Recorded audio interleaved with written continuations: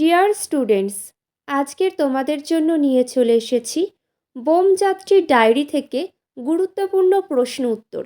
এই প্রশ্ন উত্তরগুলো তোমাদের পরীক্ষার জন্য খুবই গুরুত্বপূর্ণ।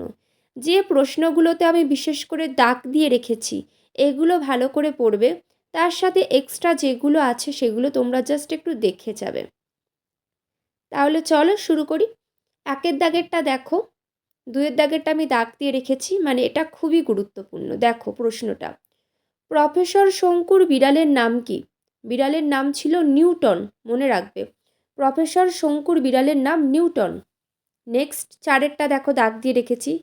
অবিনাশবাবু 500 টাকা ক্ষতিপূরণ চেয়েছিলেন কেন? উত্তরটা দেখো, প্রফেসর শঙ্কুর রকেট পড়ে অবিনাশবাবুর মূলর ক্ষেত নষ্ট হয়ে যাওয়ায় তিনি 500 টাকা ক্ষতিপূরণ চেয়েছিলেন। পাঁচেরটা ছয়েরটা দেখে রাখো,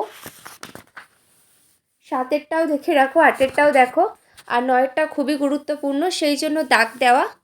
এই হলো অবিনাশবাবুর রসিকতার নমুনা। রসিকতা কী ছিল? অ্যান্সারটা এখানে আছে, দেখে নাও। পরবর্তী দেখো, অবিনাশবাবু চায়ের বদলে কি খেতেন? চায়ের বদলে অবিনাশবাবু খেতেন স্যাকারিন। স্যাকারিন খেতেন। নেক্সটগুলো দেখে রাখো। বোমযাত্রী ডায়েরিতে একটি বিড়াল ও একটি কুকুরের নাম পাওয়া যায়, সেগুলো কি কি? তাহলে বিড়ালের নাম কি ছিল? নিউটন, আর কুকুরের নাম ছিল ভুলো।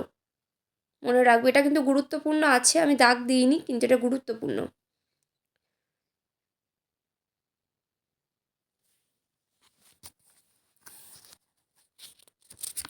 পরবর্তী কোয়েশ্চেন দেখো, প্রফেসর শঙ্কু আশ্বিন কার্তিক মাসে প্রতিদিন রাতে খাবার পরে বাগানের আরাম কেদারায় 3 ঘন্টা শুয়ে কাটাতেন কেন? কেন শুয়ে কাটাতেন দেখে নাও।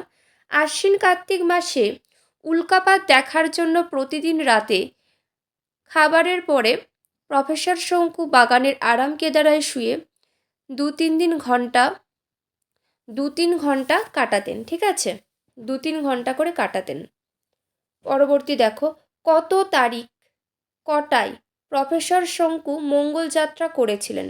কত তারিখ? 13ই জানুয়ারি ভোর 5টায় প্রফেসর শঙ্কু মঙ্গল যাত্রা করেছিলেন, 13ই জানুয়ারি ভোর 5টায়। ঠিক আছে, নেক্সট দেখো, প্রফেসর শঙ্কুর রকেটের সর্বোচ্চ কত ওজন নেওয়ার ক্ষমতা ছিল? সর্বোচ্চ 20 মণ পর্যন্ত ওজন নেওয়ার ক্ষমতা ছিল। নেক্সটগুলো দেখে রাখো। ছয়েরটা দেখো, নিউটনের ফিসফিল খেলে কি হয়? ফিসফিল খেলে নিউটনের 7 দিনের খিদে মিটে যায়। ঠিক আছে, 7 দিনের খিদে মিটে যায়।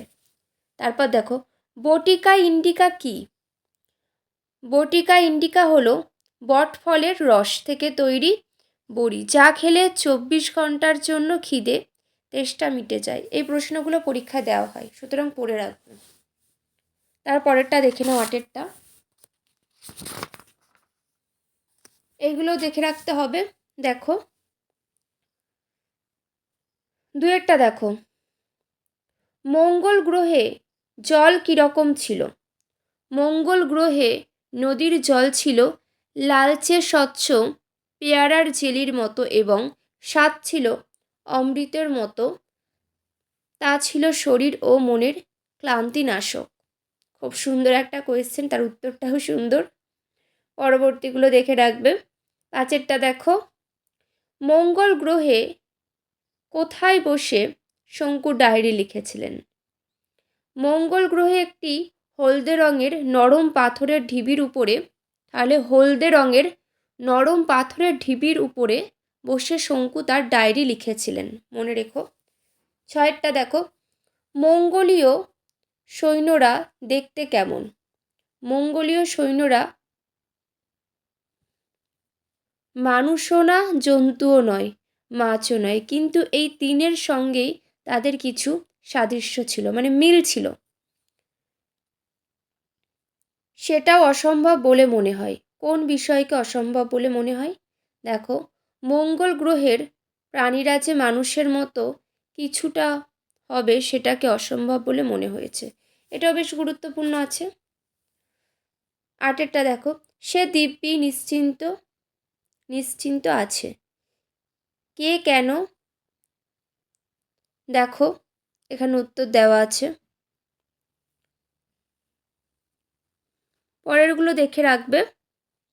14টা দেখো, যে জন্তুটা প্রহ্লাদকে তাড়া করেছিল তাকে দেখতে কেন দেওয়া আছে? এটা হবে কেমন। দেখো, যে জন্তুটা প্রহ্লাদকে তাড়া করেছিল সে মানুষও নয়, জন্তুও নয়, মাছও নয়, কিন্তু এই তিনের সঙ্গে তার কিছু কিছু মিল ছিল। আশা করছি তোমরা গুরুত্বপূর্ণ প্রশ্ন উত্তরগুলো নিজেদের খাতায় লিখে রাখছো। এবার এই প্রশ্নগুলো দেখো।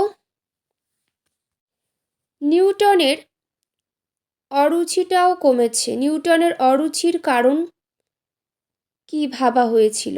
দেখো, প্রফেসর শঙ্কু অনুমান করেন যে মঙ্গোলীয় সৈন্যর গায়ে দাঁত বসানোর ফলেই নিউটনের অরুচি হয়েছিল। পরবর্তী দেখো 6টা, এই একটা নতুন কথা, কদিনই ওর মুখে শুনছি। নতুন কথাটি কি ছিল? টাফা। নেক্সট দেখো, বিধুশেখর টাফাই কাদের বাস বলেছিল? দেখো, বিধুশেখর বলেছিল যে টাফায় সৌরজগতের সবথেকে সভ্য লোকেরা বাস করে। নেক্সট দেখো, টাফায় প্রফেসর শঙ্কুদের অভ্যর্থনাকারীরা কেমন দেখতে ছিল? টাফায় প্রফেসর শঙ্কুদের যারা অভ্যর্থনা করতে এসেছিল তারা একেবারে মানুষের মতো নয়, বরং পিঁপড়ে জাতীয় প্রাণীর সঙ্গে তাদের মিল ছিল। পরবর্তী দেখো, টাফার অধিবাসীরা কোথায় থাকে? টাফার অধিবাসীরা গর্ত দিয়ে মাটির ভিতরে ঢুকে যায় এবং সেখানেই বাস করে। পরবর্তী দেখো, রকেট থেকে নেমেই সেটা টের পেলাম। রকেট থেকে নেমে কি টের পেলাম? রকেট থেকে নেমেই প্রফেসর শঙ্কু মঙ্গল গ্রহে একটা বিশেষ গন্ধ টের পেলেন, যা গাছপালা বা জল মাটির গন্ধের থেকেও আলাদা। পরবর্তী দেখো, বোমযাত্রী ডায়েরির প্রথম তারিখ ও শেষ তারিখ উল্লেখ করো। বোমযাত্রী ডায়েরির প্রথম তারিখ হলো, দেখে নাও, আর শেষটাও দেখে নাও। প্রিয় ছাত্রছাত্রীরা, আশা করছি প্রশ্ন উত্তরগুলো নিজেদের খাতায় লিখে নিয়েছ। আর আগেও বলেছি, এখনও বলছি, যেগুলো দাগ দিয়ে রেখেছি ওগুলো খুবই গুরুত্বপূর্ণ। আর যেগুলো দাগ দেওয়া নেই ওগুলো জাস্ট একটু দেখে রাখো, ওখান থেকেও কিছু আসতে পারে, কিন্তু দাগ দেওয়াগুলো খুবই গুরুত্বপূর্ণ। আর প্রশ্ন উত্তরগুলো আলোচনা করে দেওয়ারও প্রথমে বলেছি, শেষেও বলছি যে তোমাদেরকে তোমরা কিন্তু এই বোমযাত্রী ডায়েরির এর বিষয়বস্তুটাও ভালো করে পড়ে রাখবে। আজকের এখানেই শেষ করলাম, আবার দেখা হবে।